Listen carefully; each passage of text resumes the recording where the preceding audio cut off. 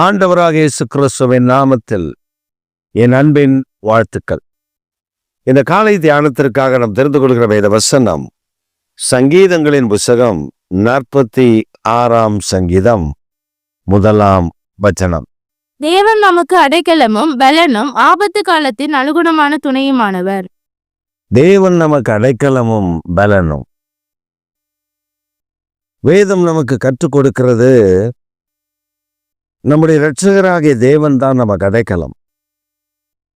அந்த அடைக்கலத்துக்குள் வந்துவிட்டால் அது பலன். It converts into the strength. தேவனை நாம் அடைக்கலமாக கொண்டிருக்கும் பொழுது நமக்கு ஒரு காரியத்தை செய்கிறார். நம்முடைய அடைக்கலமான அந்த காரியம் என்ன?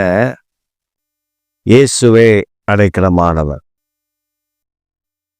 வேதத்தில் வாசித்தால் பாவிகளுக்கு புகலிடம் இயேசு. பக்தர்கள் இப்படி பாடியிருக்கிறார்கள், பாவிக்கு புகலிடம் இயேசு, பாரில் பலியாக வந்தாரே. நீதிமானுக்கு அடைக்கலம் அவர்தான். நம்முடைய வாழ்வில் நமக்கு உதவி செய்கிற கண்மலையும் அவர்தான். நம்மை பாதுகாக்கிறவர், நம்மை பராமரிக்கிறவர், நமக்கு உதவி செய்கிறவர், நமக்கு ஒத்தாசை தருகிறவர், தம்முடைய கிருபையை விளங்கப்படுகிறவர். அதனால சங்கீதக்காரன் சொல்லும்போது சொல்றாரு, தேவன் நமக்கு அடைக்கலம் பலன். முதல்ல அவர் அடைக்கலம், அவருக்குள் வந்து விட்டால் நமக்கு ஒரு பலன், பாதுகாப்பு. மூன்றாவது சொல்றார், ஆபத்து காலத்தில் அனுகூலமான துணையுமானவர். நம்மோடு கூட இருந்த ஆபத்து காலத்தில் நமக்கு அனுகூலமா துணை நிற்கிற கர்த்தர் அவர்தான். அடைக்கலம் அவர்தான், பலன் அவர்தான், ஆபத்து காலத்தில் அனுகூலமான துணையும் அவர்தான். நாம் பெற்றிருக்கிற கர்த்தர் இரட்சகர், நம்முடைய ஆண்டவர் எவ்வளவு பெரியவர் என்பதை ஒரு கணம் சிந்தித்துப்பார். அவர் எவ்வளவு மேன்மையானவர் என்பதை அறிய அறிய நமக்குள்ள மகிழ்ச்சி பொங்கும், சந்தோஷம் பெருக்கெடுத்து ஓடும். கர்த்தர் எத்தனை நல்லவர் என்பதை நாம் ருசிக்க முடியும். இந்த காலை வேளையில் பரிசுத்த ஆவியான தேவன் நமக்கு அடைக்கலமாயிருக்கிறார், பலனாயிருக்கிறார். நம்முடைய வாழ்வில் வரக்கூடிய பெரிய பெரிய பிரச்சனைகள், துன்பங்களுக்கு நடுவில் அவரை மட்டும் நாம் பிடித்து கொண்டால் அந்த அடைக்கலத்தில் பலனும் பாதுகாப்பும் உண்டு. பலனும் அனுகூலமான துணையாய் அவர் கூட இருந்து நம்மை பாதுகாக்கிறார். ஆபத்து நாளில் நமக்கு துணை நிற்கிறவர் அவர்தான். பெரிய பெரிய ஆபத்துக்கள், பெரிய பெரிய நெருக்கடிகள், பெரிய பெரிய பிரச்சனைகள் வரும் பொழுது கர்த்தரே நமக்கு துணையாக நிற்கிறார். இதை பல சம்பவங்களில் நாம் காண முடியும். பல சம்பவங்களில் நாம் அதை அனுபவிக்க முடியும்.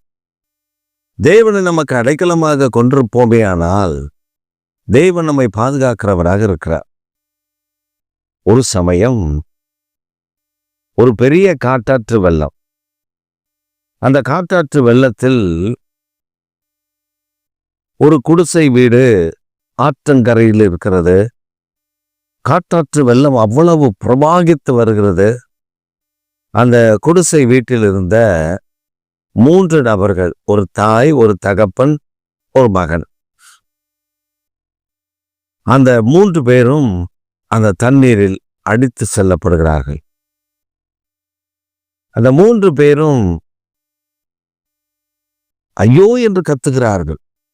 ஆனால் அந்த சின்ன சிறுவன் மாத்திரம் அவன் சொல்றான், ஆண்டவரே, இயேசுவே, சண்டே கிளாஸ்ல இதை சொல்லி கொடுத்தீங்க.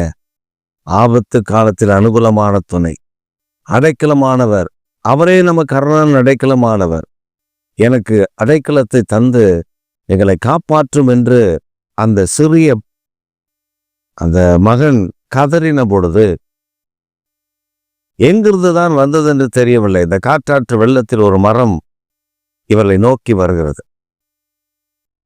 அந்த தகப்பனார் அந்த மரத்தை தன் வசமாக்கி அதில் மகனை ஏறி உட்கார பண்ணி மனைவியும் அதை பிடிக்க சொல்லி இவரும் அதை பிடித்து கொண்டு கரையேறினார்கள்.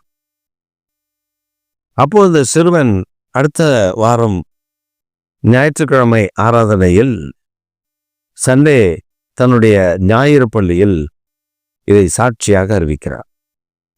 காற்றாற்று வெள்ளம் எங்களை அடித்து கொண்டு போனது. அக்கா எனக்கு அன்னைக்கு தான் சொல்லி கொடுத்தாங்க, தேவன் நமக்கு அரணான அடைக்கலமானவர், ஆபத்து காலத்தில் அவர் அனுகூலமான துணையுமானவர். ஆபத்து காலம் வரும்பொழுது நாம் அவரை நோக்கி கூப்பிடும் பொழுது நமக்கு அனுகூலமான துணை அவர்தான். கேடகம் அவர்தான், பலன் அவர்தான், நமக்கு துணையா இருக்கிறார், அடைக்கலம் அவர்தான். இதை நான் மறந்து போகாமல் நான் கூப்பிட்ட பொழுது அது வருவதற்கான அந்த மரம் எங்கிருந்து வந்தது என்று தெரியாது. ஆனால் காற்றாற்று வெள்ளத்தில் எங்களை நோக்கி ஒரு மரம் வந்தது. அதை பிடித்து நாங்கள் பிழைத்து கொண்டோம். கர்த்தர் எங்களுக்கு ஜீவனையும் சுகத்தையும் தந்தார். பாருங்க, எவ்வளவு பெரிய ஆச்சரியம். காற்றாற்று வெள்ளத்தில் நீந்த முடியாது. காற்றாற்று வெள்ளத்தில் அடித்துக்கொண்டு போனதுதான்.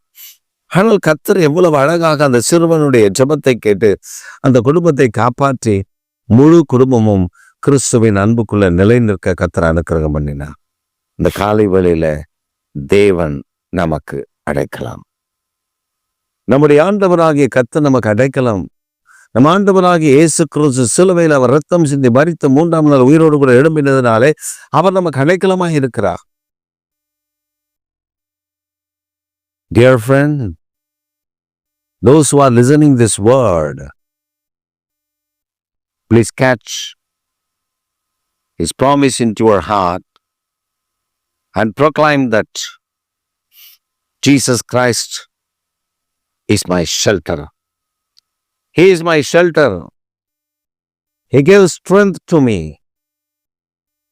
Whenever the problems, whenever the affliction, whenever the things opposite to us, on the time, call upon to the Lord who crucified on the cross through Jesus Christ, who shed his blood for us, who gave his life for us. He himself only help us to come out from all our problems.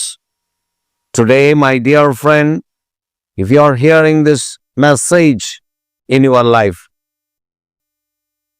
you are having a wonderful shelter in this world. You are having a wonderful God who gave his life for us. You are having a wonderful God who protect you. You are having a wonderful Jesus Christ. He resurrected and overcome the satanic powers and principalities. So, don't be afraid. If you are afraid about anything in your life, today, repent yourself. Repent yourself. Jesus Christ is the only one way. Jesus Christ is the truth. He is the life. He is the way. He is the God who gave his life for you. He never ever leave you alone. So, dear friend, today, if you are in a tribulation or any other problems, don't be afraid about seeing the problems. Because the problem is not bigger than your God. Jesus Christ is bigger than everything in this world. He has authority on the heaven and the earth. So today, call upon his name, Jesus. You are my shelter. You are my strength. You are the God who gave life for me. So I believe you. I have faith upon you. Don't leave me alone. தேவனே, உம்மையில் எனக்கு ஒரு விசுவாசம், நம்பிக்கை, அடைக்கலம் நீர்தான் என்ற நிச்சயம் என்னை கைவிடாதிரும். என்னை விட்டு விலகாதிரும். என் மேல் அன்பாயிரும். அடைக்கலமான கர்த்தர். இந்த காலைவேளையில் அந்த தேவன் உங்களுக்கு அடைக்கலம். அந்த தேவன் உங்களுக்கு அடைக்கலம். பிரவாகித்து வருகிற வெள்ளத்தை கண்டு பயப்படாதிருங்கள். பிரவாகித்து வருகிற பிரச்சனையை கண்டு பயப்படாதிருங்கள்.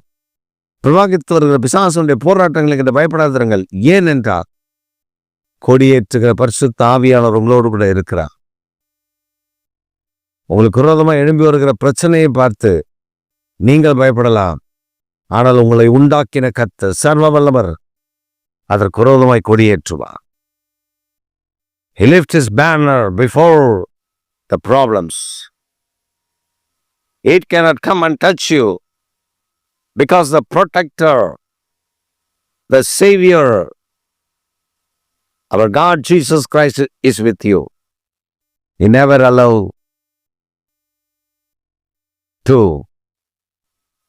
immerse into the problem. தேவனுடைய சமூகம், தேவனுடைய பிரசன்னத்தில் நீங்கள் இருக்கும் பொழுது உங்களை மூழ்கி போக விட மாட்டார். He never immerse into the problem. So today, இந்த காலை வேளையில் இந்த இயேசுவை பிடித்துக் கொள்ளுங்கள். அவரை நோக்கி கூப்பிடுங்கள். அவர் உங்களுக்கு பெரிய காரியங்களை செய்ய அவர் உண்மையுள்ள தேவனாய் இருக்கிறார். ஒத்தாசி தர போதுமானவராய் இருக்கிறார். அவரை பிடித்துக் கொள்ளுங்கள். ஆச்சரியங்களை காண்பீர்கள். ஆமென்.